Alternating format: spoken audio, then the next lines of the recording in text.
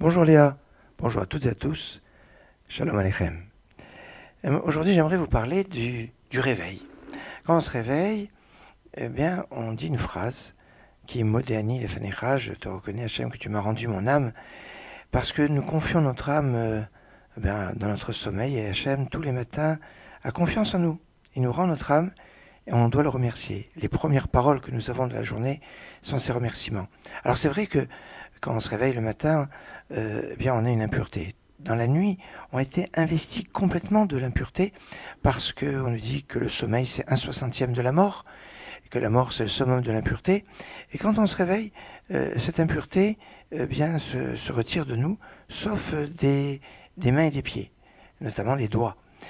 Voilà pourquoi on fait Nitila, on se lave les mains au plus tôt quand on se réveille avec un keli, c'est-à-dire Koar Gavra, avec un ustensile où on va jeter de l'eau d'une main sur l'autre. Et donc il faut qu'il y ait une force de l'homme.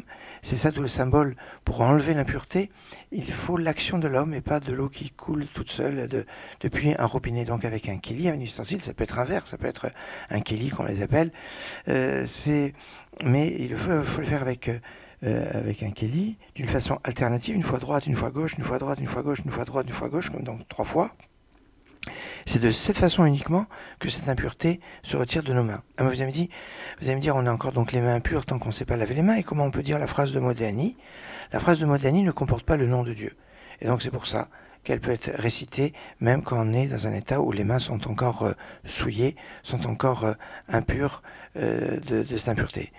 Je vous ai dit tout à l'heure que l'impureté partait au matin et restait seulement sur les doigts des mains et les doigts des pieds aussi.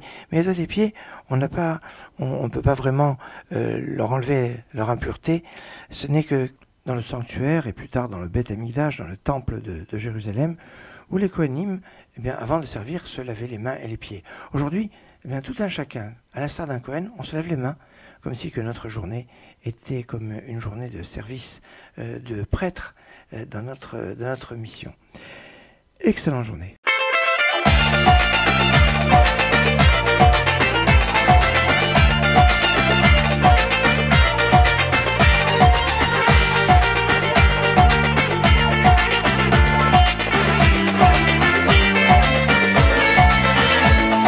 פוקח את עיניי, רואה את השמש, פורס את ידיי, מודה גם על אמש. יש חיים עם המון שמחה, מה שנותר זה להודות רק לך. מודה אני לפניך אלוקיי על כל החסד, נשמה בעצמותיי.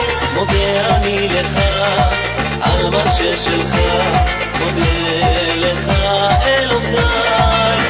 מודה אני לפניך אלוקיי על כל החסד, נשמה בעצמותיי. מודה אני לך על מה ששלך, מודה לך אלוקיי.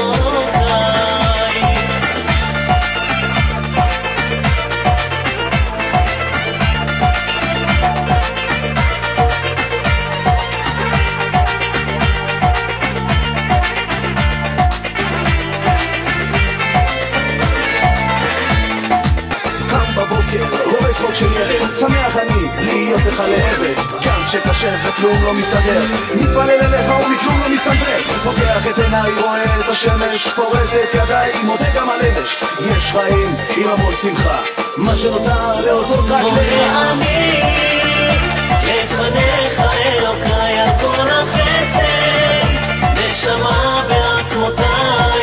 מודה אני לך על מה ששלך, מודה לך אלוקיי. מודה אני לפניך אלוקיי על כל החסד, נשמה בעצמותיי. מודה אני לך על מה ששלך, מודה לך